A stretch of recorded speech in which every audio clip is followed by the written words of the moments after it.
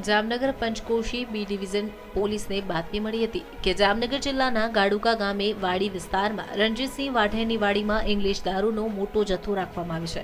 જે બાતમી આધારે પંચબી પોલીસ દ્વારા એલસીબીને જાણ કરતા પંચબી પોલીસ તેમજ એલસીબીની ટીમ દ્વારા રેડ કરી રણજીતસિંહ વાઢેરની વાડીમાંથી 2375 નંગ વિદેશી દારૂ, 48 નંગ બિયરના ટીન, અલ્ટો કાર તેમજ એક બાઇક મળી આવ્યા હતા। તેમજ દારૂની હેરાફેરી કરનાર એક શખ્સ પણ સ્થળ પર મળી આવ્યો હતો, જેથી પોલીસ દ્વારા કુલ 11,05,800ના મુદ્દામાલ સાથે એક આરોપીને ઝડપી પાડી આગળની કાર્યવાહી હાથ ધરી છે।